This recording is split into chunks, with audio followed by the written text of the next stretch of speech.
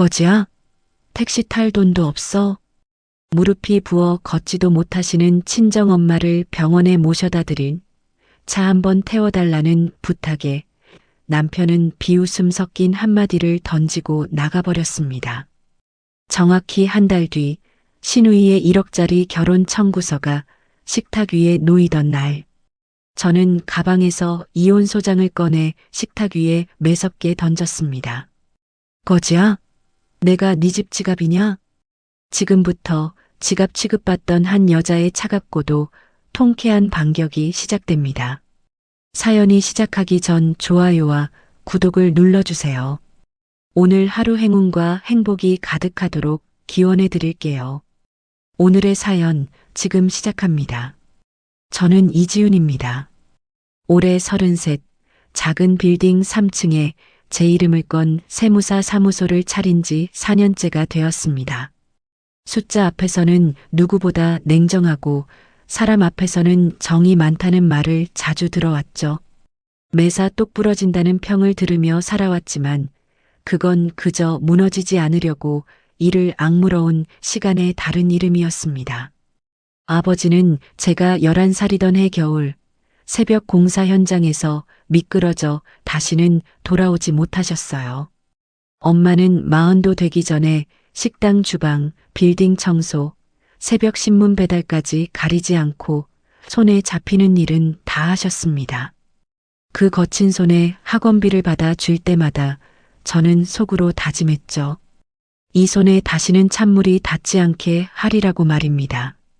악착같이 공부해 세무사 시험에 붙던 날, 엄마는 부엌 바닥에 주저앉아 한참을 우셨습니다. 그날부터 제 인생과는 단순해졌어요. 내 사람은 내가 지킨다. 그것 하나뿐이었습니다. 남편 최민수를 처음 만난 건 3년 전 봄이었습니다. 거래처 김 사장님이 좋은 청년이 있다며 굳이 자리를 만들어 주셨죠. 키가 훤칠하고 웃을 때 눈이 반달처럼 휘는 사람이었습니다. 영업일을 한다더니 말도 살갑고 행동도 부지런했어요. 두 번째 만남에서 최민수가 제 손에 따뜻한 보리차 한 잔을 쥐어주며 말했습니다. 아이고, 지윤 씨. 어머님 무릎이 많이 편찮으시다면서요? 안 되겠다. 다음 주에 당장 저랑 같이 서울에서 제일 큰 병원으로 모시고 가요. 제가 싹 다 고쳐드릴게요. 네. 저는 그 한마디에 코끝이 시큰해졌습니다. 세상에 저와 엄마를 같이 챙겨주겠다는 남자가 있다는 사실이 거짓말처럼 느껴졌거든요. 상견례 자리에서 최민수가 엄마의 손을 두 손으로 꼭 쥐고 고개를 숙였습니다. 장모님, 우리 지훈이 손에 물 한 방울 안 묻히고 여왕님처럼 떵떵거리며 호강시키겠습니다. 그리고 장모님도 제 친엄마처럼 평생 업고 다닐 테니까 이제 아무 걱정 마십시오. 엄마는 그날 밤 제 손을 잡고 조용히 우셨어요. 이제 너도 기댈 때가 생겼다고 엄마는 마음이 놓인다고 하셨죠. 저는 그 다정함이 평생 갈 줄 알았습니다. 그게 가장 큰 착각이었다는 걸 결혼식 청첩장의 잉크가 마르기도 전에 알게 될 줄은 몰랐어요. 신혼여행에서 돌아오자마자 최민수의 얼굴빛이 달라졌습니다. 여보, 당신 그 세무사법인 카드 있지? 그거 하나만 내 지갑에 쏙 넣어줘. 아, 왜 이래? 우리 본가 식구들 만나서 밥도 좀 사 먹이고 떵떵거리려면 영 빈손으로 모양 빠지잖아. 명색이 세무사 남편인데 기 좀 살려줘라. 응? 그게 시작이었습니다. 시어머니 생신, 시누이 생일, 시아버지 제삿날까지 명품 가방과 한우 세트가 제 통장에서 빠져나갔고 친정 가는 길은 늘 뒤로 밀렸죠. 서서히 조여오는 올가미를 저는 못 본 척 견뎌왔습니다. 가족이라는 이름의 무게를, 며느리라는 자리의 도리를 그렇게 배운 사람이니까요. 토요일 아침이었습니다. 엄마의 무릎이 또 부어 한밤중에 잠을 설치셨다는 전화를 받았어요. 병원에 모셔다 드려야 하는데 마침 제 차는 정기점검을 보낸 날이었습니다. 거실 소파에서 휴대전화만 들여다보고 있는 최민수에게 다가가 조심스럽게 말을 꺼냈습니다. 여보 민수 씨, 우리 엄마 무릎이 또 퉁퉁 부으셨대. 밤새 끙끙 앓으셨다는데 미안하지만 당신 차로 병원까지만 좀 태워다 드리면 안 될까? 내 차가 오늘 하필 정비소에 들어가서. 최민수는 시선도 들지 않았습니다. 손가락으로 화면을 툭툭 넘기는 소리만 거실에 울렸죠. 저는 한 번 더 입을 열었어요. 여보, 내 말 듣고 있어? 차로 딱 10분만 가면 돼. 응? 엄마가 다리가 아파서 높은 버스 계단을 도저히 못 오르신단 말이야. 그제야 최민수가 휴대전화를 소파에 툭 던지며 저를 올려다봤습니다. 입꼬리가 빗둘게 올라가 있었어요. 아, 참나 이지훈. 너 지금 주말 아침부터 나보고 운전기사 노릇이나 하라는 거냐? 당신 말이 왜 그래? 운전기사라니 우리 엄마잖아. 장모님 편찮으시다는데 그게 할 소리야? 우리 엄마, 누구 엄마? 내 엄마지, 내 엄마냐? 최민수가 자리에서 일어나 제 앞으로 성큼 다가왔습니다. 내려다보는 눈빛에 비웃음이 가득했어요. 내가 왜 황금 같은 주말 아침부터 다리 질질 끄는 늙은 노인네를 내 차에 태우고 병원 수발을 들어야 되냐고. 너 방금 뭐라고 했어? 늙은 노인네? 당신 정말 제정신이야? 엄마가 들으시면 어쩌려고 그런 막말을 해. 막말? 틀린 말했어? 아, 이지훈, 너 돈 잘 번다며? 세무사라며? 너 진짜 거지야? 택시 탈 돈도 없어. 거실 공기가 일순간 멈춘 것 같았습니다. 제 손끝이 차갑게 식어 들어가는 게 느껴졌어요. 너 방금 내 귀에다 대고 뭐라고 짓거렸어? 왜 귀가 먹었냐? 내 차에 냄새 배는 거 싫으니까 택시 타고 가시라고.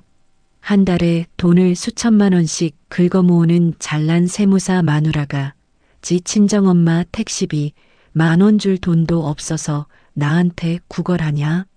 최민수가 옷걸이에서 점퍼를 낚아채며 코웃음을 쳤습니다.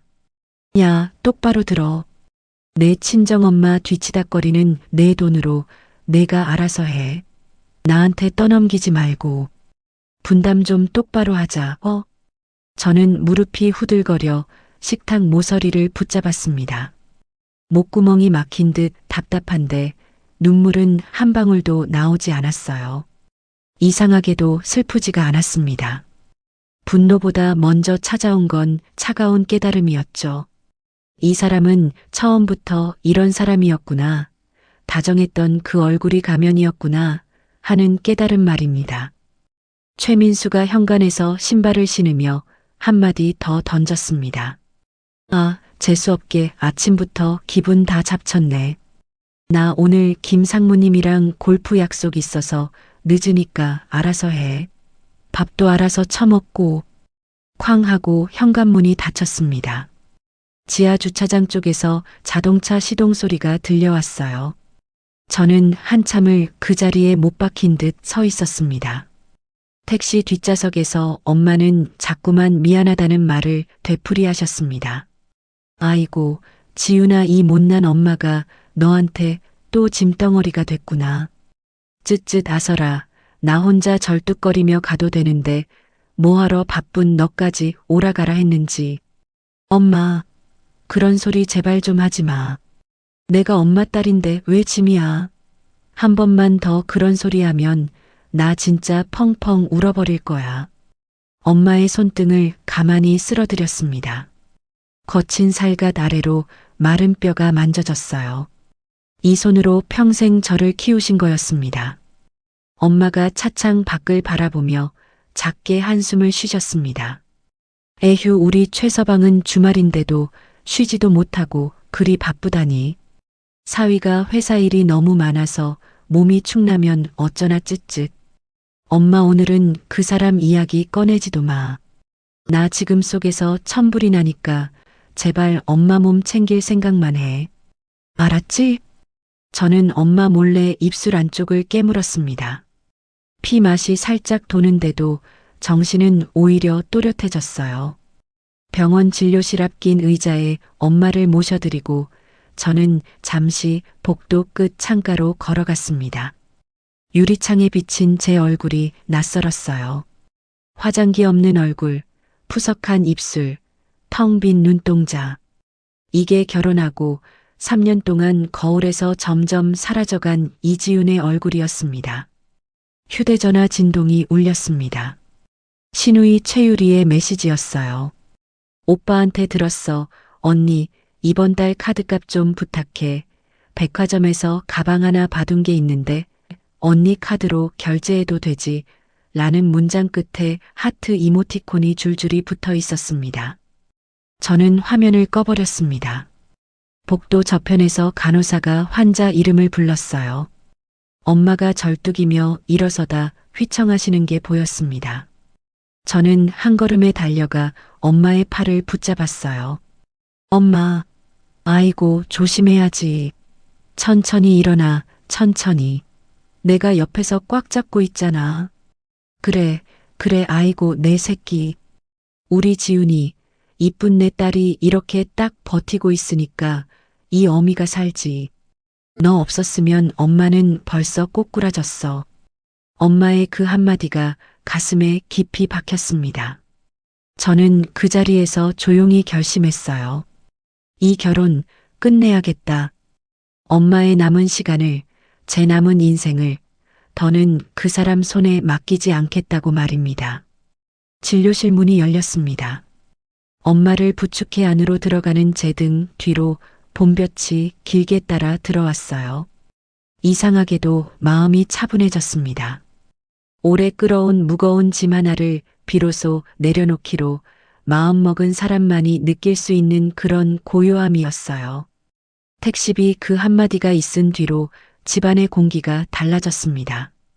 저는 평소와 다름없는 얼굴로 아침상을 차렸고 최민수도 아무 일 없었다는 듯 양복을 차려입었어요. 다만 저는 더 이상 그 사람의 넥타이를 매주지 않았고 그 사람도 다녀오겠다는 인사를 하지 않았습니다. 말없이 오가는 사이로 차가운 바람이 한 줄기 흐르고 있었죠. 저는 그 바람을 굳이 막지 않았어요.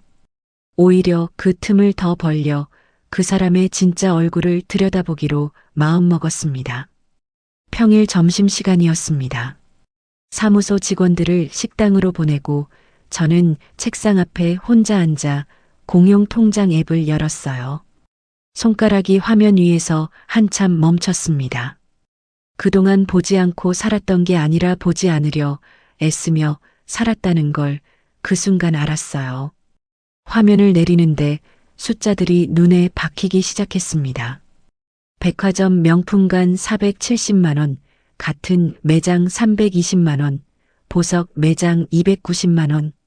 전부 시어머니 카드와 신우이 최유리의 결제 내역이었어요. 저는 결제 문자 알림을 따로 받지 않고 있었습니다. 최민수가 알림 설정을 자기 휴대전화로 옮겨 놓았기 때문이었죠. 번거롭게 뭐하러 두 사람한테 다 가게 하냐고, 자기가 정리해서 말해주면 되지 않냐고 하던 그 말이 떠올랐습니다. 저는 그 말을 신뢰라고 부르며 살아왔던 거예요. 같은 날 오후 엄마에게 들렀습니다. 엄마는 부엌에서 콩나물을 다듬다 저를 보고 환하게 웃으셨어요. 우리 딸 왔어. 점심은 먹었니? 엄마, 다리 좀 보여주세요. 괜찮아. 약 잘 먹고 있어. 엄마. 저는 엄마 앞에 무릎을 꿇고 앉아 바지 자락을 조심스럽게 걷어 올렸습니다. 엄마의 무릎이 시퍼렇게 부어 있었어요. 살갗 안쪽으로 검붉은 멍이 거미줄처럼 번져 있었습니다. 엄마, 이게 뭐예요? 이 다리로 어떻게 다니셨어요? 버스가 흔들리는 바람에 한 번 부딪혔어. 별거 아니야. 버스를 또 타셨어요. 제가 택시 타시라고 카드 드렸잖아요. 엄마가 손사래를 치셨습니다. 그 카드 한 번도 안 썼어. 사위 눈치 보여서 어떻게 쓰니? 너 시집살이 하는데 엄마까지 보태면 안 되지. 저는 그 자리에서 고개를 숙였습니다. 엄마의 마른 종아리를 두 손으로 감싸 안고 한참을 그러고 있었어요. 목구멍에서 뜨거운 게 자꾸 올라오는데 입 밖으로 새지 않게 이를 악물었습니다. 엄마 앞에서는 절대 울지 않겠다고 결혼식 날 했던 약속이었거든요. 엄마, 다음 주에 큰 병원으로 가요. 제가 모셔다 드릴게요. 그래. 우리 딸이 데려가 주면 가야지. 엄마가 제 머리를 가만히 쓰다듬으셨습니다. 저는 그 손길 아래에서 입술을 세게 깨물었어요. 저쪽 시댁 식구들 손목에서 반짝이는 명품 시계줄과 엄마의 멍든 무릎이 한 화면처럼 겹쳤습니다. 그날 밤 베란다에 나가 차가운 난간을 붙잡고 한참을 서 있었어요. 소리 없이 어깨가 흔들렸습니다. 분노라는 게 이렇게 차가울 수도 있다는 걸 그날 처음 알았어요. 사흘 뒤 저녁이었습니다. 최민수가 평소보다 일찍 들어와 식탁에 앉았어요. 가방에서 청첩장 견본을 꺼내 제 앞에 툭 던지듯 내려놓았습니다. 유리 결혼한다. 갑자기는 무슨, 사귄 지 1년 넘었어. 상대 집안 좋아. 강남에 빌딩 있대. 그래. 잘 됐네. 저는 청첩장 견본에 손도 대지 않았습니다.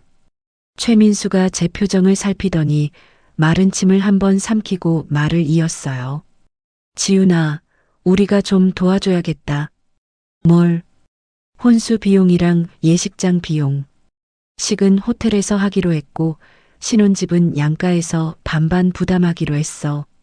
어머니가 형편이 빠듯하시잖아. 우리가 좀 메꿔주자. 저는 청첩장 위에 놓인 그 사람의 손을 가만히 바라봤습니다. 손가락이 미세하게 떨리고 있었어요. 뻔뻔한 척하지만 사실은 제 눈치를 보고 있다는 게 보였습니다. 못해. 짧게 그 한마디를 했어요. 최민수의 눈썹이 위로 치켜 올라갔습니다. 뭐? 못한다고. 시누이 결혼인데 왜 내가 돈을 대? 시댁에서 알아서 할 일이지. 이지훈, 너 지금 가족한테 그렇게 말하는 거야. 가족. 저는 헛웃음이 나왔습니다. 식탁을 짚고 일어나 그 사람의 눈을 똑바로 봤어요. 민수야, 너 지난주에 우리 엄마한테 노인네라고 했어. 택시 탈 돈도 없냐고 했고, 그게 가족이 할 소리야. 또 그 얘기야. 지나간 일을 왜 자꾸 끄집어내. 지나간 일이 아니야. 어제도 우리 엄마 멍든 다리 보고 왔어. 너희 어머니랑 동생은 백화점에서 가방 사고 있을 때 우리 엄마는 10,000원 버스에서 다리를 부딪혀. 최민수가 자리에서 벌떡 일어났습니다. 식탁 위 청첩장이 그 사람의 손바닥에 구겨졌어요. 너 지금 우리 어머니랑 내 엄마랑 비교하는 거야. 비교가 아니라 사실을 말하는 거야. 이지훈, 너 진짜 너무 계산적이다. 가족끼리 이렇게 따져야 돼. 계산적인 게 아니라 정상적인 거야, 민수야. 저는 목소리를 낮췄습니다. 낮을수록 그 사람이 더 흔들린다는 걸 알고 있었거든요. 최민수가 청첩장을 식탁에 내리쳤습니다. 능력 있는 며느리가 시댁 챙기는 게 도리야. 너 그거 몰라. 어머니가 너 시집 올 때 얼마나 좋아하셨는데. 며느리 잘 봤다고. 그런데 정작 결혼해서 한 게 뭐가 있어. 한 게 뭐가 있냐고. 그래. 명절에 용돈 좀 드린 것 빼고 뭐가 있어. 동생 시집 가는데 언니 노릇 한 번을 못 하겠다는 거잖아. 저는 그 사람의 얼굴을 가만히 바라봤습니다. 저 입에서 나오는 말 한마디 한마디가 어디서 학습된 건지 이제는 또렷이 보였어요. 시어머니의 말투, 시누이의 표정, 시댁 거실의 그 공기, 그 모든 게 이 한 사람 안에 그대로 옮겨 심어져 있었습니다. 민수야. 저는 천천히 말했어요. 나는 내 아내야. 시댁 식구들 카드 채워주는 화수분이 아니야. 뭐? 나는 사람이야. 지갑이 아니라. 최민수가 어이없다는 듯 코웃음을 쳤습니다. 이지윤, 너 요새 어디서 이상한 거 보고 다니지? 누가 옆에서 부추겨? 누가 부추긴 게 아니라 내가 가르쳐 준 거야. 택시비 그 한마디로. 저는 식탁을 정리하기 시작했어요. 수저를 모으고 그릇을 싸는 손이 의외로 떨리지 않았습니다. 오히려 평온했어요. 마음 깊은 곳에서 무언가가 단단해지는 게 느껴졌거든요. 최민수가 안방으로 들어가며 문을 거칠게 닫았습니다. 저는 그 소리를 들으며 싱크대 앞에 섰어요. 수돗물을 틀고 그릇을 하나씩 닦았습니다.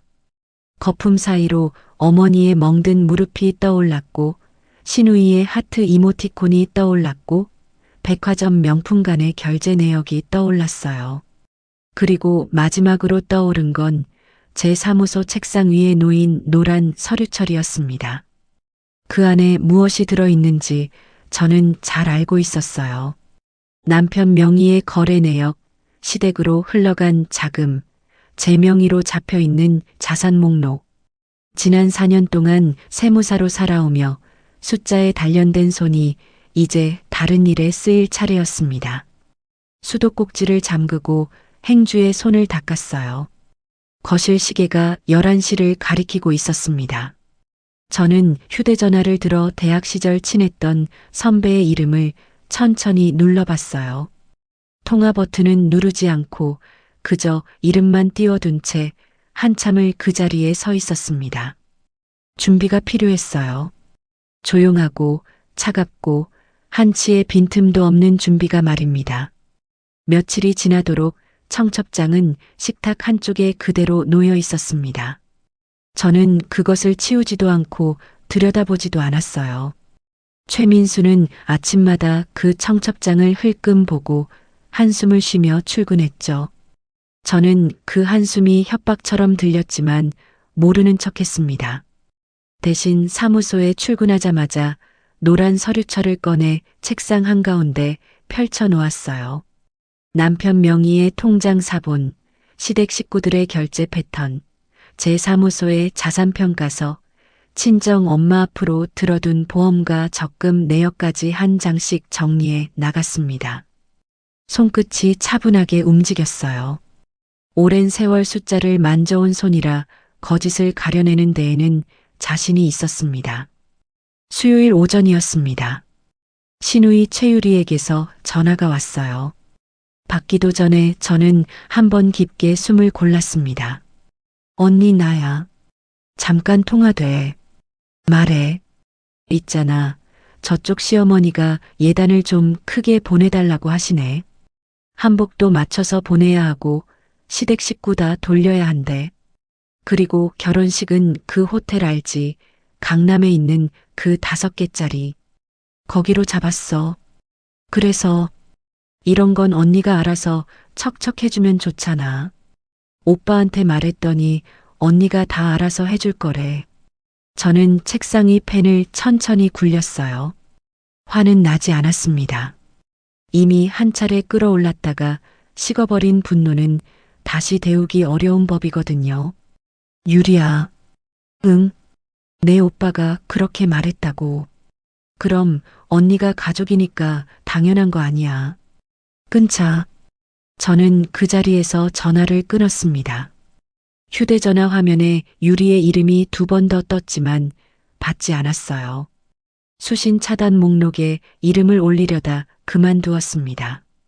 지금은 차라리 들어두는 편이 나았거든요. 저들이 무슨 말을 어떻게 하는지, 누가 누구에게 무엇을 지시하는지 그 흐름이 제 손바닥 위에 놓여 있어야 했습니다. 점심을 거른 채 자료를 정리하던 중이었어요. 사무실 문이 거칠게 열렸습니다. 검은 점퍼를 입은 덩치 큰 남자 둘이 어슬렁거리며 들어왔어요. 직원이 놀라 자리에서 일어섰지만 저는 손짓으로 앉으라고 했습니다. 이지윤 씨 본인 맞으시죠? 앞에 선 남자가 한쪽 입꼬리를 올리며 물었어요. 맞습니다. 어떻게 오셨어요? 채무 관련해서 왔는데요. 최민수 씨 아내 되시죠? 사장님 명의 담보 잡힌 거 알고 계시죠? 저는 잠시 그 자리에 굳었습니다. 티내지 않으려 천천히 일어나 응접실 쪽을 가리켰어요. 이쪽으로 오시죠. 직원들 있는 데서 할 얘기가 아닌 것 같으니까. 응접실 소파에 마주 앉자 그 남자가 가방에서 서류 한 뭉치를 꺼냈습니다. 저는 한 장씩 천천히 넘겼어요. 대출 신청서 위에 제 이름이 또박또박 적혀 있었습니다. 도장 자리에는 익숙한 인감이 찍혀 있었고 옆에 적힌 필체는 분명 최민수의 글씨였어요. 대출액은 4억 원이었습니다.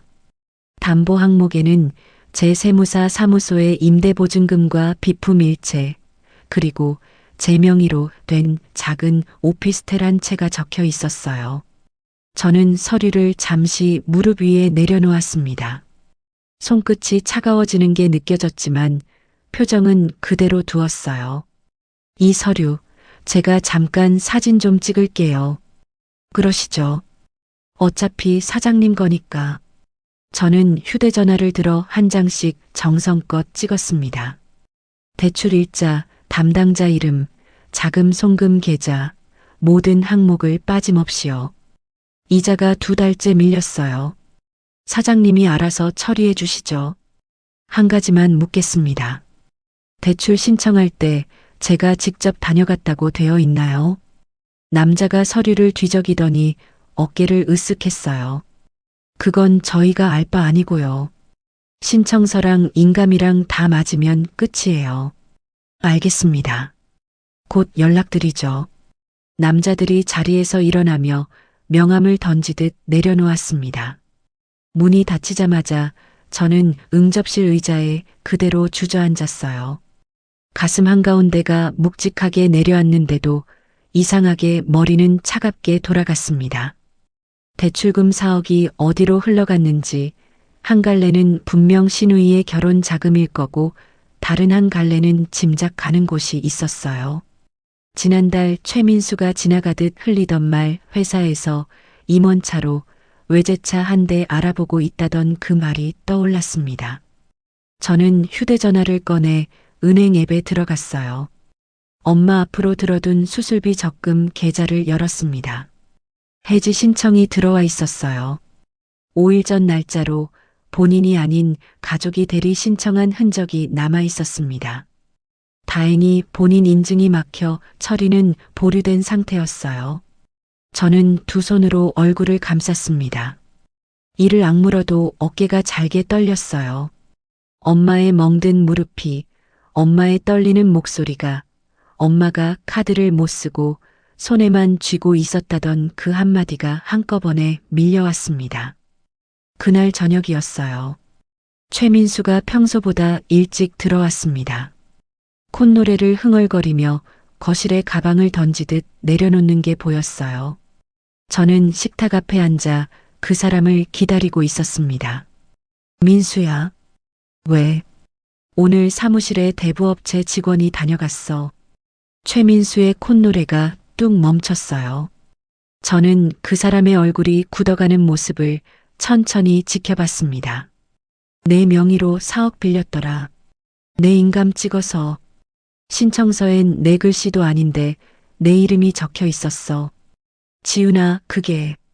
민수야, 앉아. 서서 변명할 일 아니야. 최민수가 식탁 의자에 무겁게 앉았어요. 저는 휴대전화에 저장된 사진 한 장을 그 사람 앞에 내밀었습니다. 대출 신청서 사진이었어요. 이거 내 글씨 맞지? 어쩔 수 없었어. 유리 결혼 때문에. 어머니가 자꾸 사정을 하시는데 형이라곤 나밖에 없잖아.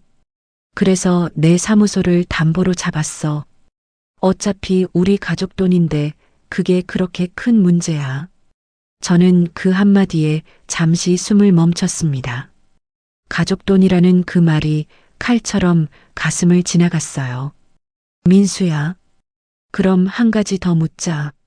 엄마 수술비 통장은 왜 해지하려고 했어? 최민수의 눈이 흔들렸습니다. 그건 그건 잠깐 빌리려고 한 거지 해지가 아니야. 엄마 명의야. 내가 손 뗄 통장이 아니야. 이지훈, 너 진짜 너무하다. 어차피 어머니도 너 잘 되면 다 좋아하실 거 아니야. 잠깐 돌려 쓰는 건데 뭐 그렇게 까칠하게 굴어. 저는 자리에서 일어났어요. 손이 떨릴까 걱정했는데 의외로 손은 차분했습니다. 마음이 정한 길은 손이 먼저 알고 있는 것 같았어요. 민수야, 알았어. 알았다고. 이자 일단 내가 입금할게. 신우이 결혼식도 일단 진행해. 어머님 한복도 좋은 걸로 해드리고. 최민수의 얼굴에 안도의 빛이 번졌습니다. 저는 그 얼굴을 똑똑히 봐두었어요. 이 사람이 안심하는 표정이 어떻게 생겼는지, 어떤 결로 풀리는지 평생 기억해 두려고요. 역시 우리 마누라야. 이지훈이 최고야. 그래. 대신 하나만 약속해. 앞으로 통장 일은 나한테 먼저 말해. 우리 부부잖아. 당연하지. 미안해, 지훈아. 다시는 그런 일 없을 거야. 저는 살짝 웃어 보였어요. 평생 처음으로 웃음을 가면처럼 얼굴에 붙여보는 순간이었습니다.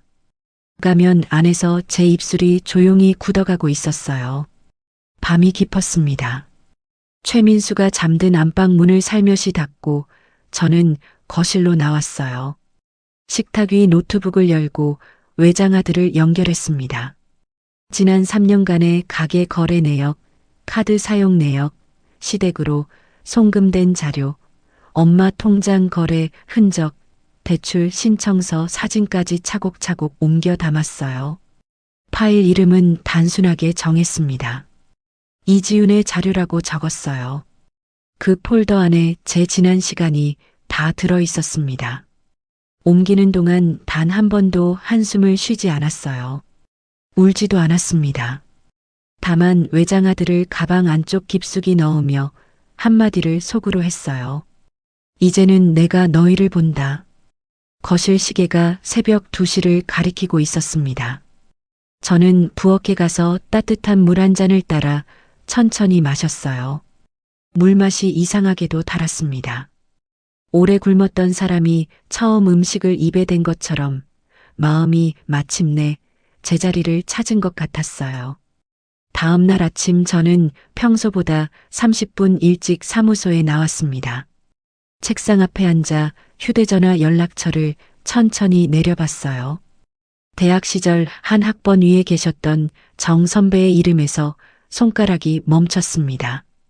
저는 한번 깊게 숨을 고른 뒤 통화 버튼을 눌렀어요.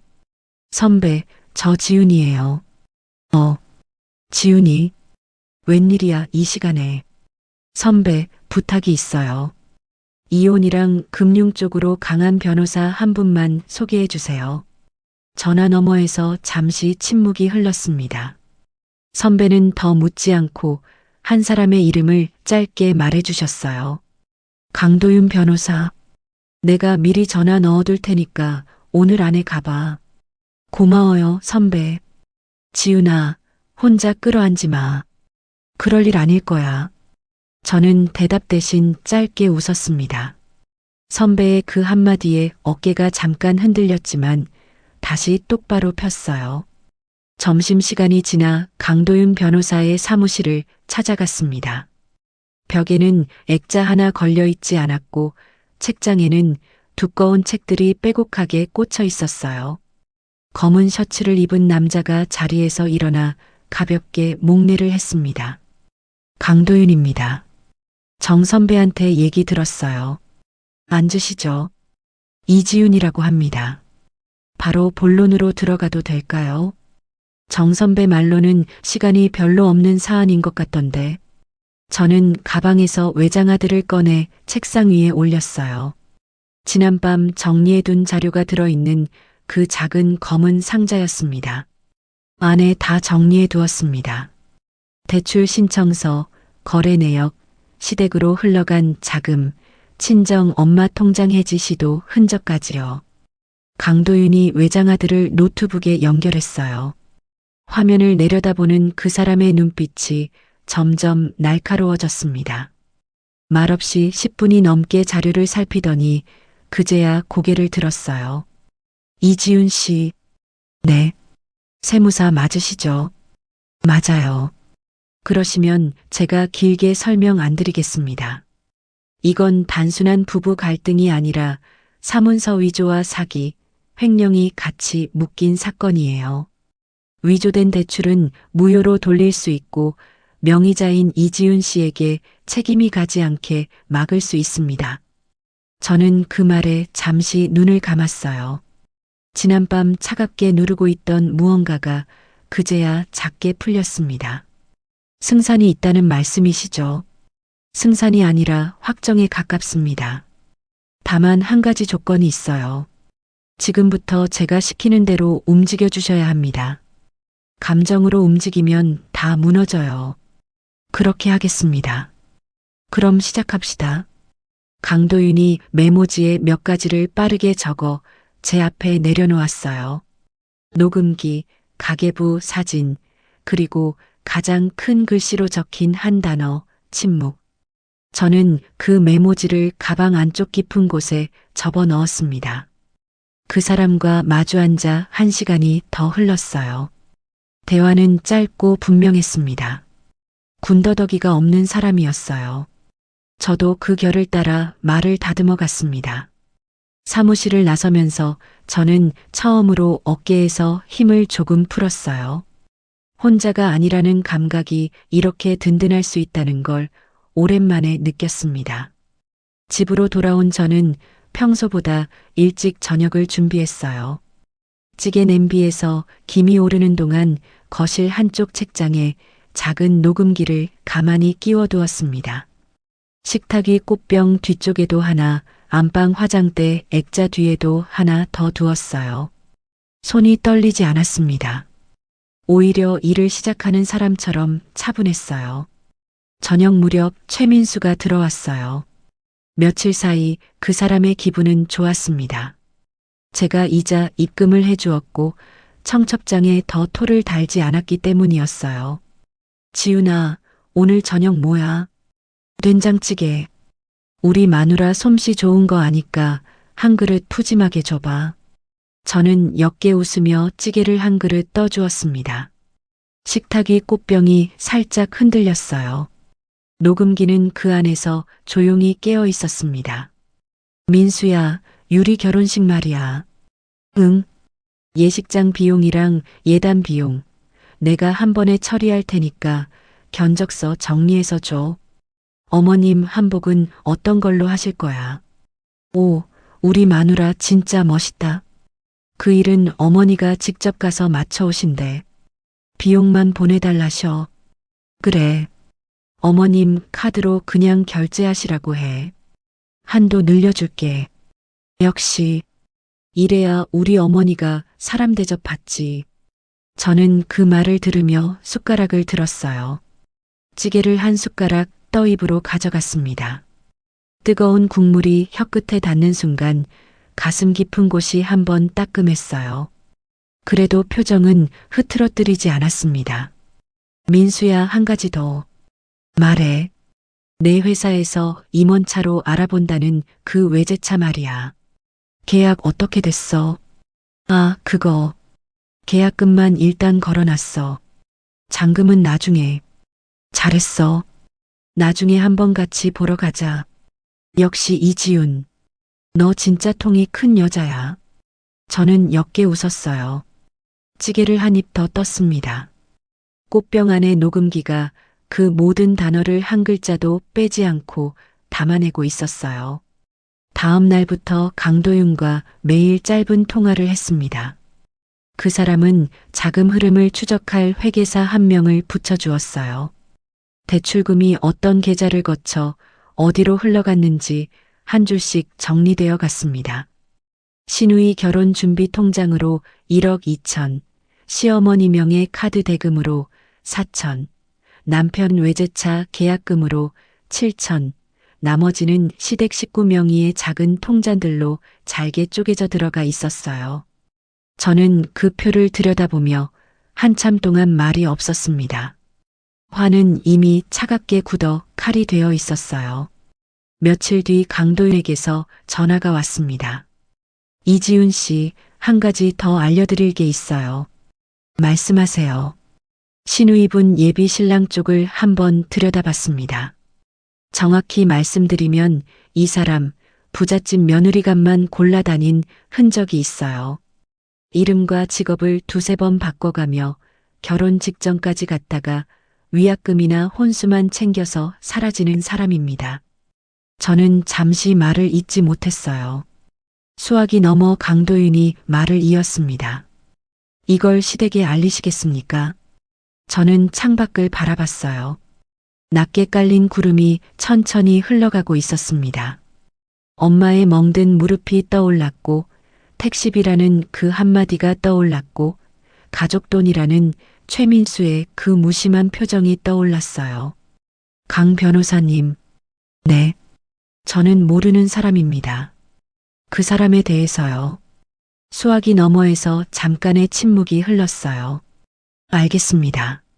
그렇게 진행하죠. 미안한 일은 아닐까요? 이지훈 씨가 그 가족에게 진실을 알릴 의무는 어디에도 없습니다.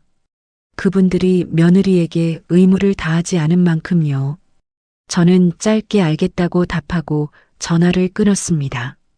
휴대전화를 책상에 내려놓고 한참을 천장만 바라봤어요. 마음 한구석이 따끔거리긴 했지만 후회되지는 않았습니다. 그 따끔함은 아마 사람으로서 마지막까지 남아있는 결의 흔적 같은 거였어요. 그날 저녁 저는 사무소에 남아 늦게까지 일했습니다. 제 명의로 된 사무소의 임대보증금을 분리해서 안전한 계좌로 옮기는 작업을 강도윤이 보내준 안내대로 차근차근 진행했어요.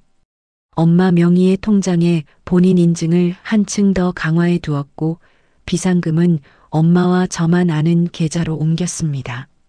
화면을 닫고 마지막으로 책상 위 노란 서류철을 가만히 쓰다듬었어요. 이 안에는 이제 가족이라는 이름으로 저를 짓눌러온 모든 무게가 들어 있었습니다. 며칠 안에 저는 이 서류철을 식탁 위에 꺼내놓을 작정이었어요.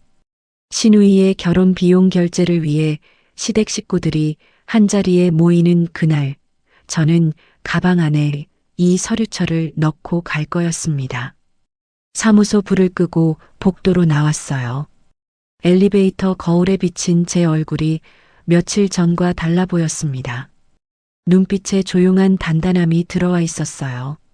저는 그 얼굴을 가만히 들여다보며 작게 고개를 끄덕였습니다.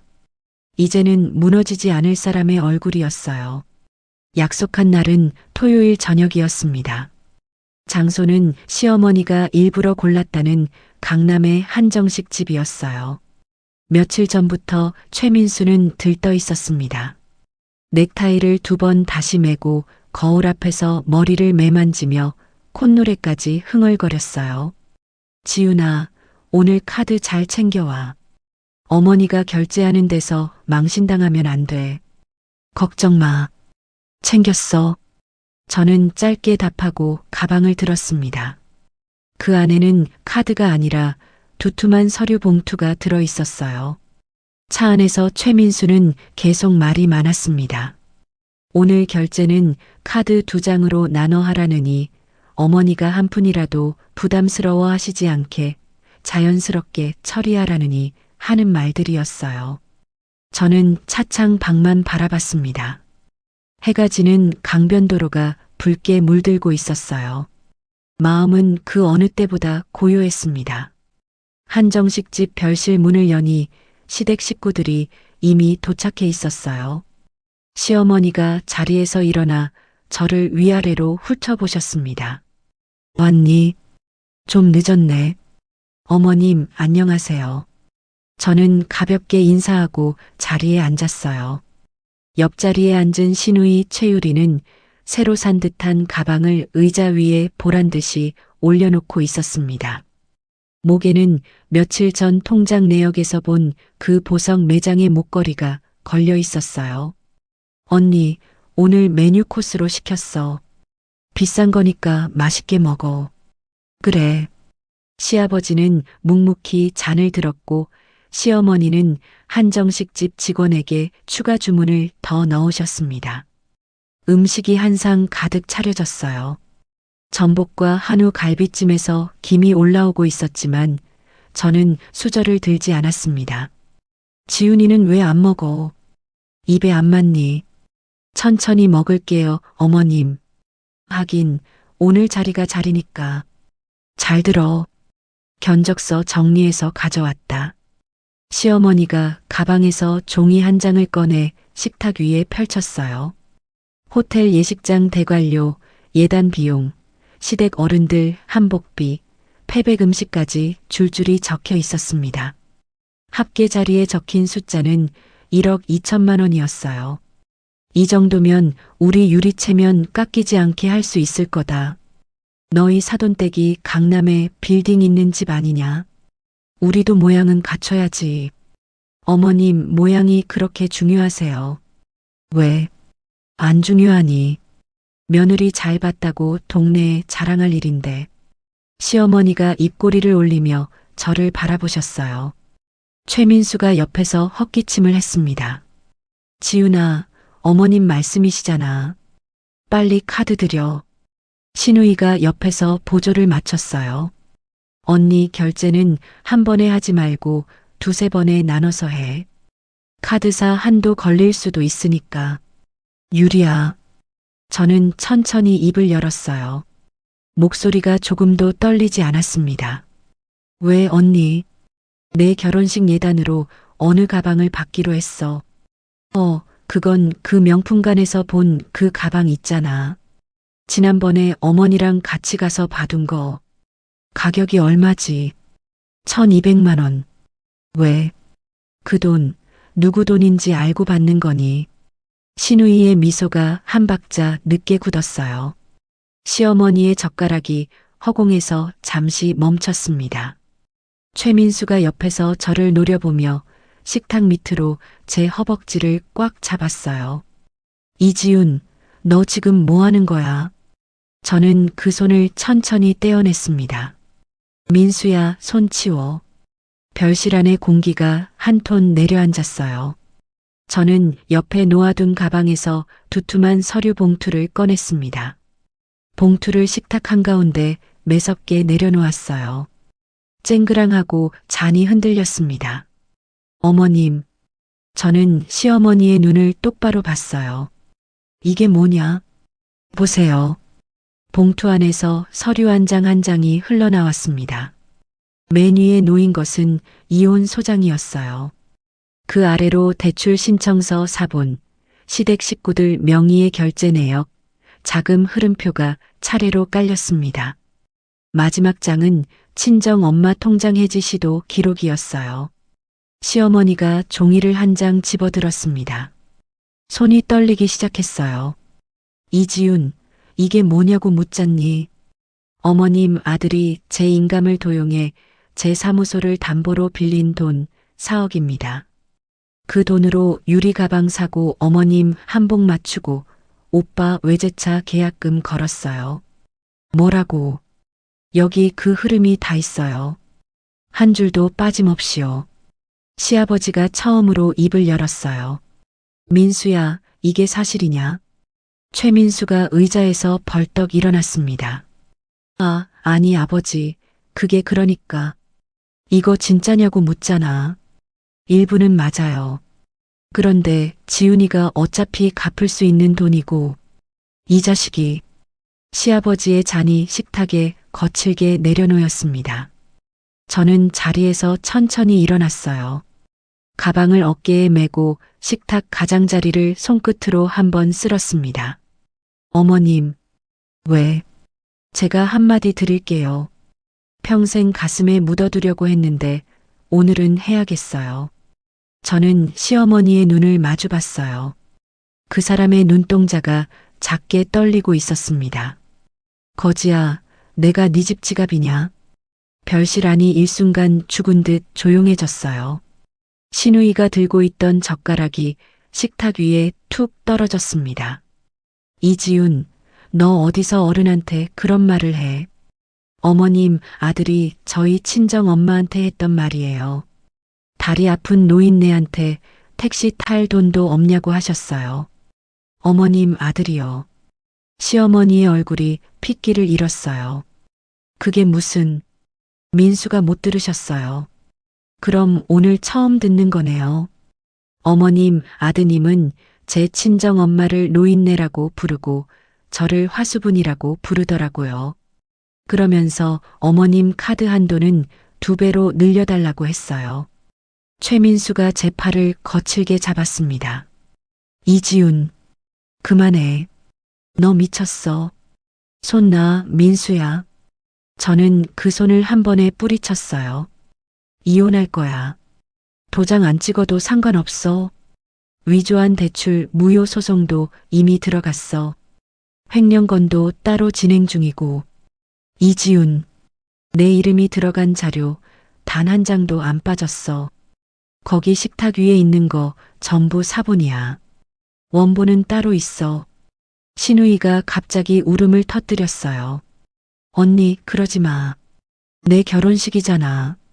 한 번만 봐줘. 유리야, 너 결혼식 못해.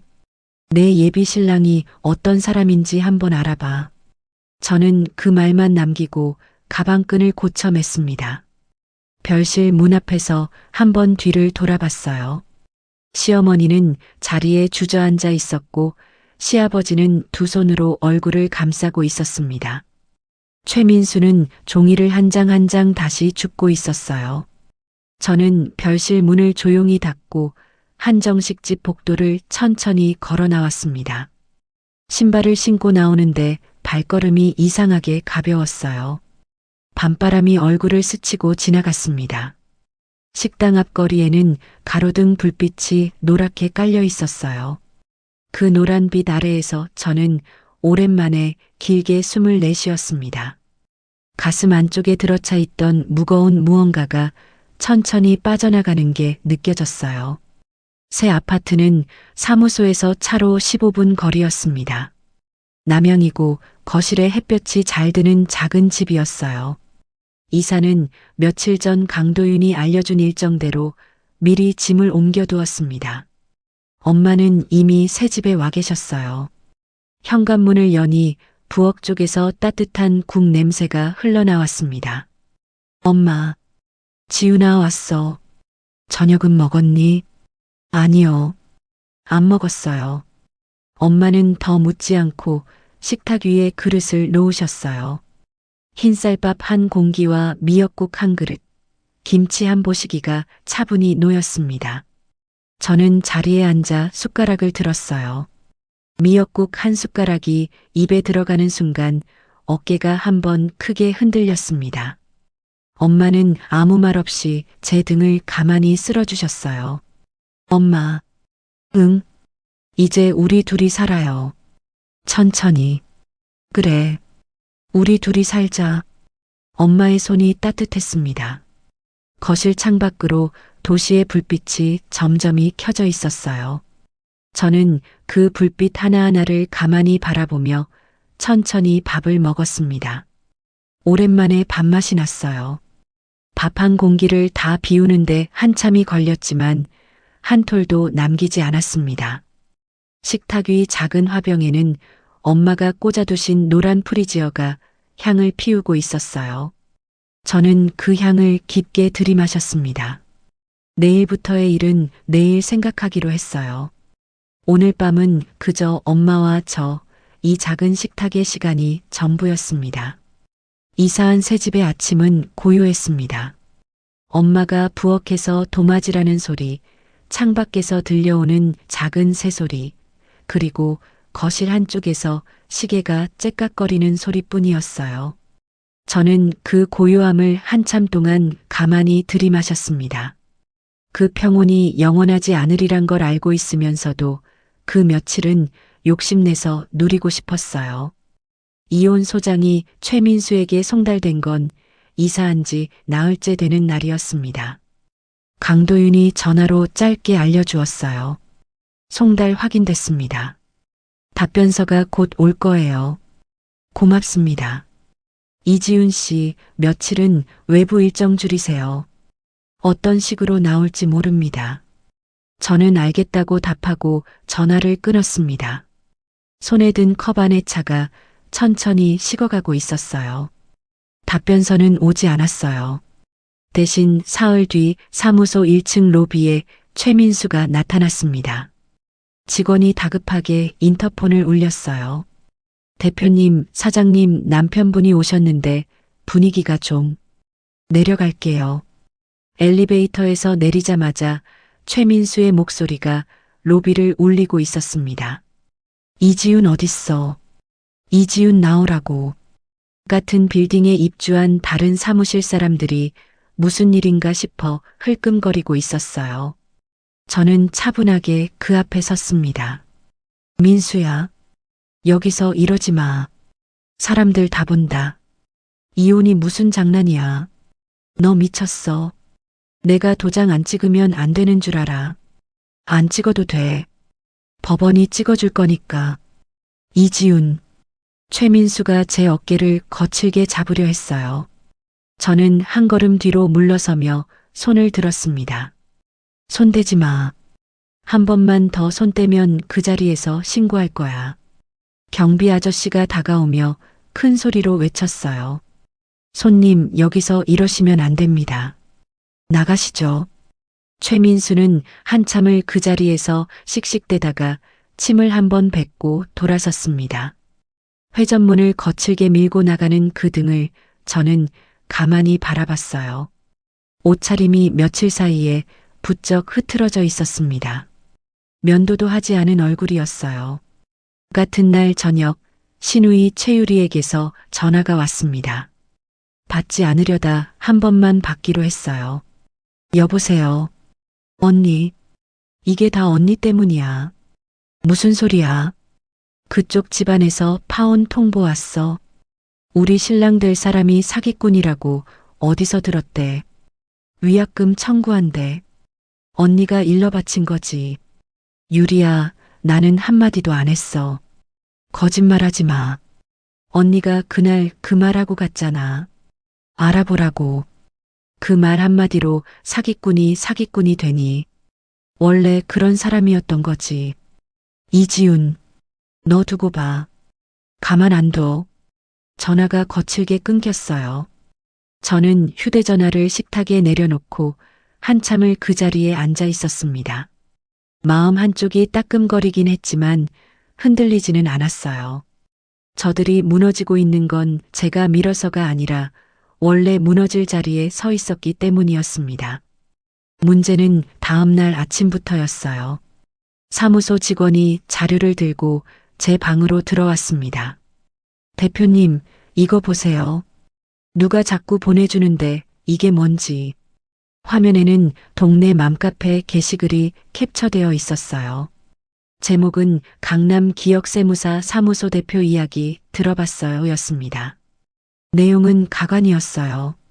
돈에 미친 며느리가 시댁 식구를 헌신짝처럼 버렸다는 이야기, 변호사와 부적절한 관계로 시댁을 모함했다는 이야기, 친정 식구 챙기느라 시부모 병원비도 안 보탠 매정한 여자라는 이야기가 일관된 어조로 길게 적혀 있었습니다. 작성자 이름은 모르는 닉네임이었지만 글의 결만 봐도 누구의 손에서 나온 글인지 짐작이 갔어요. 저는 캡처본을 한 장 한 장 강도윤에게 전송했습니다. 오후가 되자 거래처 한 곳에서 전화가 왔어요. 이 대표님 죄송한데요. 저희가 이번 분기 계약은 잠깐 미뤄야 할 것 같습니다. 무슨 일 있으세요? 사내에서 좀 말이 나와서요. 죄송합니다. 다음 날 또 다른 거래처에서 같은 내용의 전화가 왔습니다. 그 다음 날엔 두 곳이 동시에 계약 해지를 통보해 왔어요. 저는 책상 앞에 앉아 일주일치 거래 자료를 노려봤습니다. 이를 악물어도 손끝이 조금 떨렸어요. 평생을 신뢰 하나로 쌓아 올린 이름이었습니다.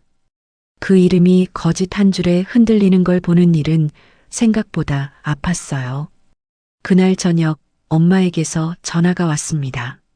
전화를 받자마자 엄마의 목소리가 떨리고 있었어요. 지훈아, 엄마 왜요? 무슨 일 있으세요? 민수 서방이 집에 왔어. 저는 의자에서 벌떡 일어났습니다. 엄마, 지금 어디세요? 문 잠그셨어요. 문은 잠갔는데 베란다 쪽 방범창을 뜯어내고 들어왔어. 엄마 집에 지금 있어. 큰 소리 지르고 있어. 수화기 너머로 무엇이 부서지는 소리가 들렸어요. 엄마, 화장실로 들어가세요. 문 잠그고 거기 계세요.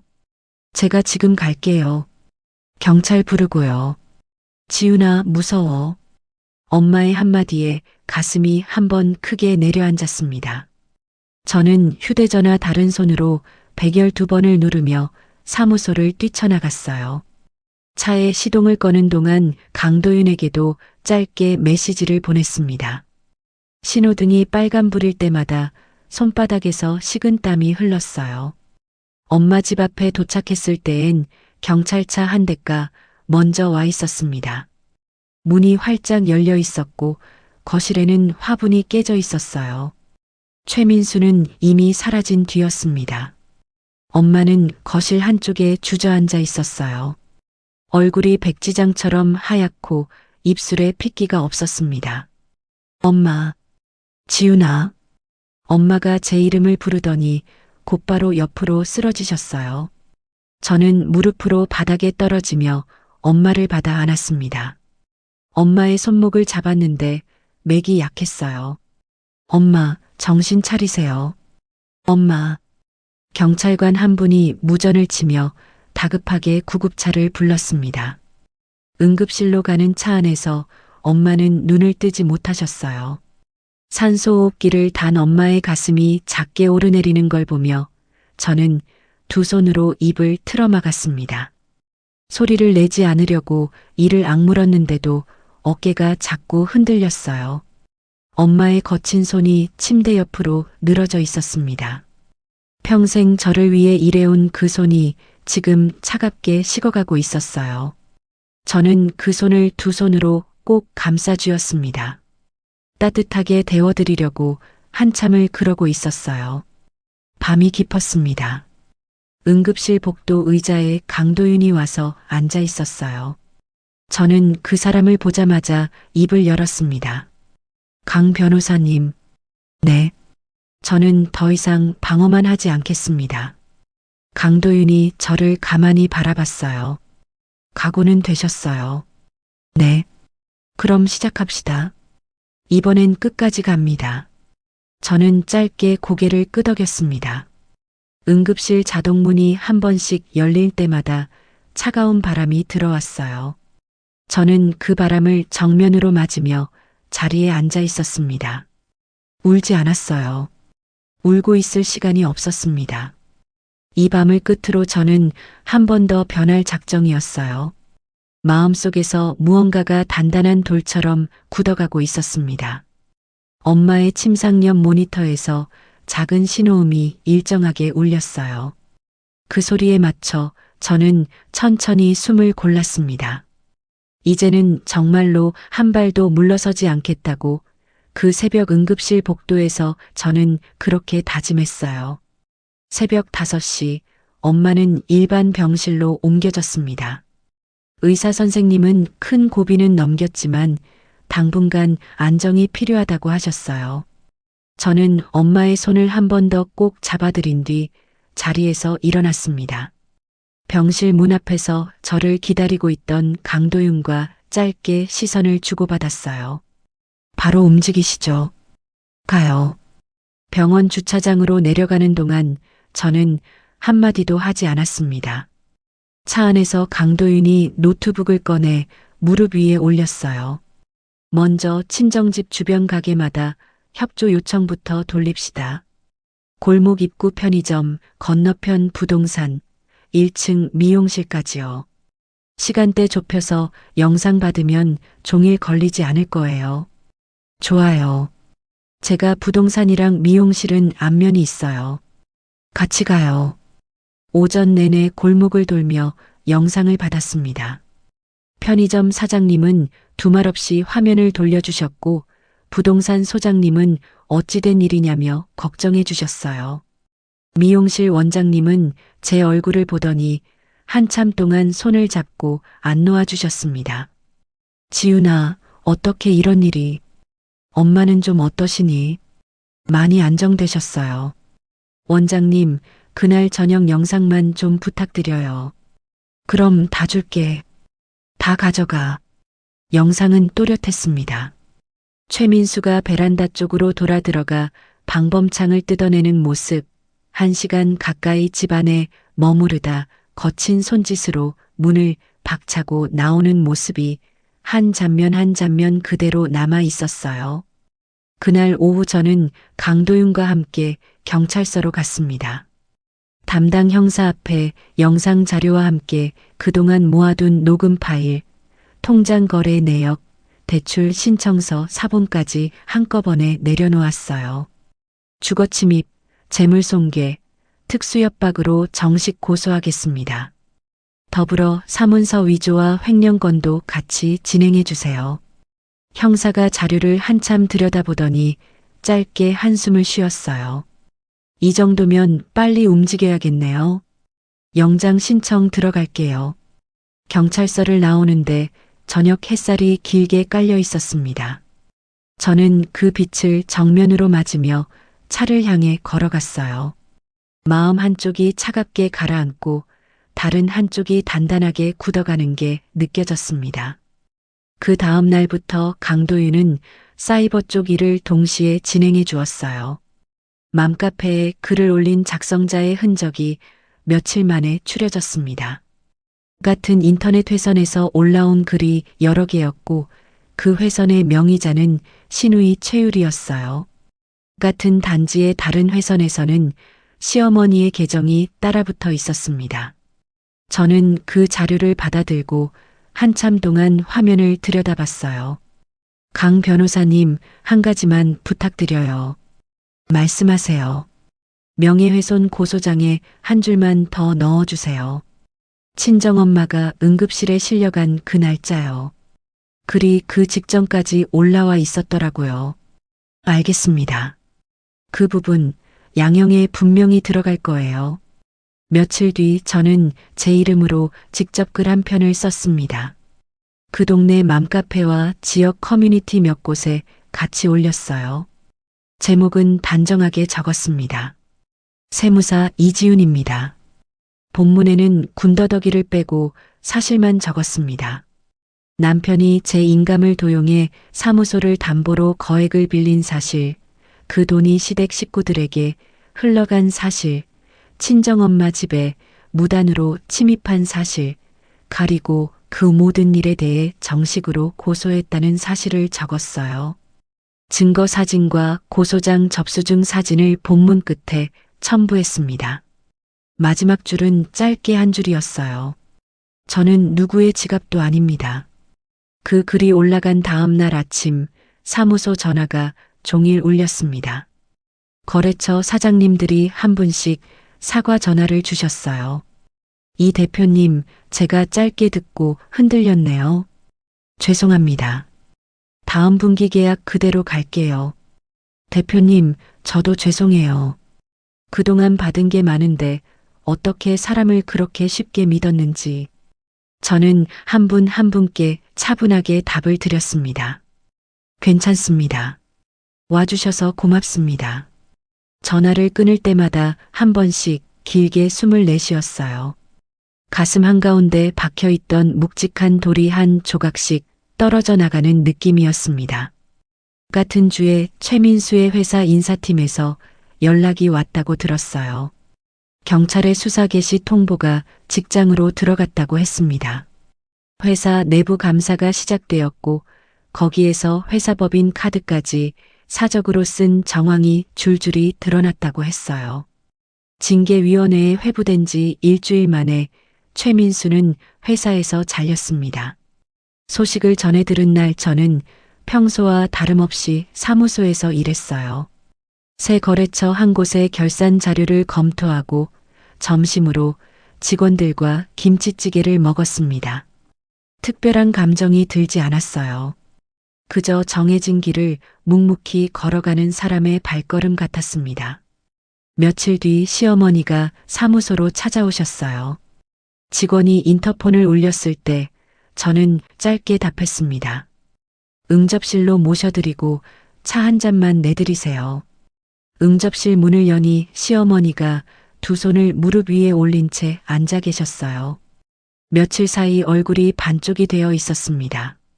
저를 보더니 자리에서 일어나려다가 다시 풀썩 주저앉으셨어요. 지훈아, 앉아 계세요, 어머님. 아니, 이제는 어머님이라고 부르지 마라. 그럴 자격 없는 사람이야. 시어머니가 두 손을 모아 무릎 위에 얹었어요. 손등에 살같이 거칠어 보였습니다. 민수, 우리 민수 한 번만 살려다오. 감옥은 너무 가혹하지 않니? 한 번만 봐달라고 부탁하러 왔어. 어머님, 그래, 부르고 싶으면 그렇게 불러라. 우리 엄마가 응급실에 누워 계셨어요. 산소호흡기 달고요. 시어머니의 어깨가 한 번 크게 흔들렸어요. 저는 더 큰 소리를 내지 않았습니다. 낮고 또렷한 목소리로 말을 이었어요. 제가 어머님, 아드님 봐드리고 싶어도 우리 엄마가 누워 계시는데 어떻게 그래요? 자식 가진 어머님이 더 잘 아실 거예요. 지훈아, 가세요, 어머님. 더 하실 말씀 없으시면요. 시어머니가 한참을 자리에서 일어서지 못하시다가 천천히 일어나 응접실 문을 나가셨어요. 문이 닫힐 때까지 저는 자리에 그대로 앉아 있었습니다. 가슴이 잠시 묵직해졌지만 곧 가라앉았어요. 같은 주 후반 신우이 최유리에게서 사무소 1층 로비에 와 있다는 연락이 왔습니다. 저는 내려가지 않았어요. 직원에게 한 줄만 전해달라고 했습니다. 면담 약속은 정식으로 잡으시고 변호사 통해서 오시라고요. 며칠 뒤 강도윤에게서 짧은 전화가 왔어요.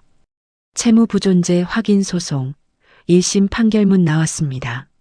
어떻게 됐어요? 전부 인용입니다. 위조된 대출은 무효, 이지훈 씨에게 한 푼의 책임도 없다는 결론입니다. 저는 그 말을 듣고 의자 등받이에 한참 동안 등을 기댔어요. 천장을 올려다보는데 눈가에 뜨거운 게 한 번 차올랐다가 가라앉았습니다. 울지는 않았어요. 대신 길게 숨을 내쉬었습니다. 지난 몇 달간 한 번도 제대로 채우지 못한 폐가 그제서야 가득 부풀어 오르는 느낌이었어요. 그날 저녁 저는 병원에 들렀습니다. 엄마는 침대를 세우고 앉아 계셨어요. 얼굴에 혈색이 조금 돌아와 있었습니다. 엄마, 다 끝났어요. 거의 다요. 지훈아, 우리 딸 고생했다. 엄마가 더 고생하셨어요. 엄마가 제 손을 가만히 쓰다듬으셨어요. 손끝이 따뜻했습니다. 저는 침대 옆 의자에 앉아 엄마의 손을 한참 동안 잡고 있었어요. 창밖에는 노을이 길게 깔리고 있었습니다. 붉은 빛이 병실 벽을 천천히 물들여 가는 동안 저는 아무 말 없이 엄마의 손등만 바라봤어요. 이긴 것 같지는 않았습니다. 다만 더 이상 지지는 않는 사람이 되어 있었어요. 병실 복도에서 누군가의 발걸음 소리가 멀어져 갔어요. 저는 그 소리에 맞춰 천천히 눈을 감았다가 떴습니다. 이제 남은 일은 한 가지였어요. 법정에 마지막으로 한 번 더 서는 일, 그리고 모든 것을 매듭 짓는 일이었습니다. 가정법원의 마지막 기일이 잡힌 날, 봄비가 한 차례 내렸습니다. 저는 검은 정장을 차분하게 차려입고 법원으로 향했어요. 차창 밖으로 가로수의 연두빛 잎사귀가 비에 젖어 반짝이고 있었습니다. 오랜만에 보는 풍경이었어요. 지난 1년 동안 저는 계절이 어떻게 가는지도 모른 채 살아왔다는 걸 그날 처음 깨달았습니다. 법정 안에서 판사님이 차분한 목소리로 판결문을 읽어 내려가셨어요. 이혼은 인용되었고 유책 배우자에 대한 위자료 지급이 명령되었습니다. 저는 그 모든 절차를 또렷한 눈으로 끝까지 지켜봤어요. 옆자리에 앉은 강도윤이 잠시 제 쪽으로 고개를 돌렸습니다. 고생하셨습니다. 이지윤 씨. 강 변호사님 덕분이에요. 제 일을 한 것뿐입니다. 나머지는 다 이지윤 씨가 한 거예요. 법정문을 나서는데 누군가 제 이름을 부르는 소리가 들렸어요. 뒤를 돌아보니 시어머니가 복도 끝에 서 계셨습니다. 며칠 사이 어깨가 더 야위어 있었어요. 저는 가만히 시어머니를 바라봤습니다. 시어머니는 한 걸음도 다가오지 못하고 그 자리에 서 계시기만 했어요. 저는 가볍게 고개를 한번 숙이고 돌아섰습니다. 말은 하지 않았어요. 이제 그분과 저 사이에 오갈 말은 남아있지 않았습니다. 법원 정문 앞에는 엄마가 마중을 나와 계셨어요.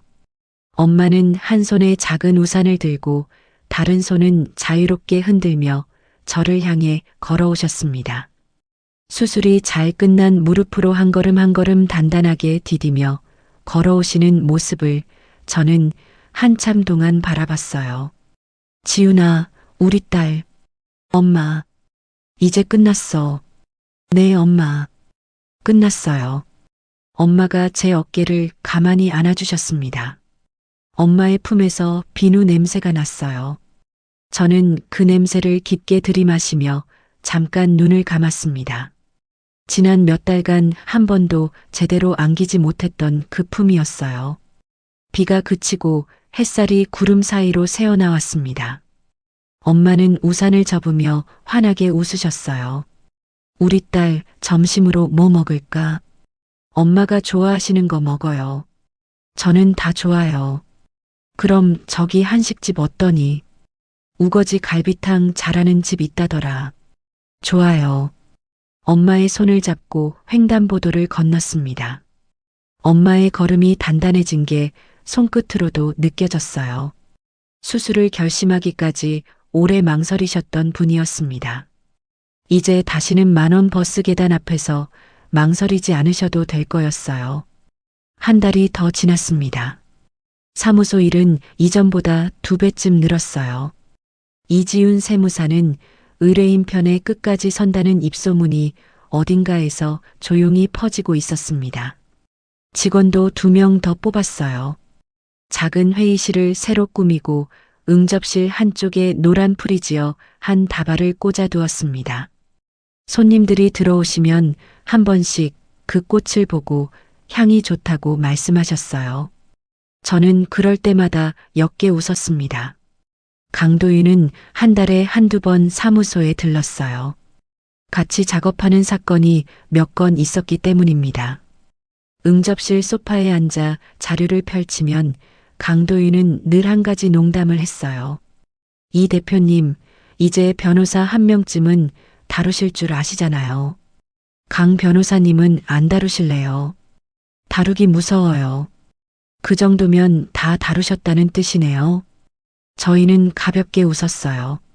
업무가 끝나면 사무소 앞 카페에서 커피 한 잔을 마시고 헤어졌습니다.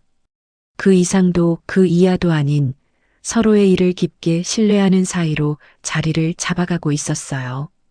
엄마와 저는 새 아파트에서 잘 지내고 있었습니다. 아침이면 엄마가 차려주신 된장찌개에 밥을 한 공기 비웠어요. 저녁이면 같이 산책을 나갔습니다. 집 앞 작은 공원에 벚꽃이 한창이었어요. 엄마는 벚나무 아래에서 한참을 올려다보시다 한마디 하셨습니다. 지윤아, 엄마는 올해 봄이 진짜 봄 같다. 엄마, 저도요. 우리 딸 덕분이야. 엄마 덕분이에요. 엄마가 살아주셔서요. 엄마가 제 손을 꼭 잡으셨어요. 벚꽃잎 한 장이 엄마의 어깨 위에 살며시 내려앉았습니다. 저는 그 꽃잎을 가만히 떼어 제 손바닥 위에 올려놓았어요. 작고 보드라운 분홍빛이었습니다. 가족이라는 말이 그제야 따뜻한 단어로 들리기 시작했어요. 전 남편의 소식은 이따금 전해 들었습니다. 징역형을 받고 수감되었다는 이야기, 시댁이 살던 집이 경매에 넘어갔다는 이야기, 신우이가 파산 신청을 했다는 이야기까지 들려왔어요. 저는 그 소식들을 들을 때마다 잠시 눈을 감았다가 다시 떴습니다. 기쁘지도 슬프지도 않았어요. 그저 한때 알았던 사람들의 먼 이야기처럼 마음에서 점점 옅어져 갔습니다. 언젠가 신우이가 모르는 번호로 연락을 시도해 온 적이 있었어요. 저는 단 한 번 전화를 받고 짧게 답했습니다. 유리야, 언니 미안해. 한 번만 봐줘. 나 진짜 힘들어. 유리야, 미안하다는 말, 그 말 한 번만 들으면 됐어. 그리고 우린 다시 안 볼 거야. 언니, 잘 살아라. 너 인생도 너 거니까. 저는 그 한마디를 끝으로 번호를 바꿨어요. 마음 한쪽이 짧게 따끔거렸지만 후회는 없었습니다. 용서와 단절은 같은 자리에 놓일 수 있다는 걸 그 통화에서 배웠어요. 5월의 어느 주말이었습니다. 엄마와 저는 집 근처 작은 꽃시장에 갔어요. 엄마는 노란 프리지어 한 다발을 고르셨고 저는 흰 안개꽃 한 다발을 골랐습니다. 가게 사장님이 두 꽃을 같이 묶어주시며 웃으셨어요. 엄마랑 딸이랑 닮으셨네요. 네, 저희 모녀예요. 엄마가 환하게 답하셨습니다. 엄마의 얼굴 위로 햇살이 노랗게 내려앉았어요. 저는 그 얼굴을 휴대전화 사진으로 한 장 담아두었습니다. 언젠가 마음이 흔들리는 날이 다시 오면 꺼내보려고요. 집으로 돌아오는 길에 엄마가 문득 말씀하셨어요. 지윤아, 엄마는 우리 딸이 자랑스러워. 엄마, 갑자기 왜 그러세요? 내가 너 자신을 지키는 사람으로 컸다는 게 자랑스러워.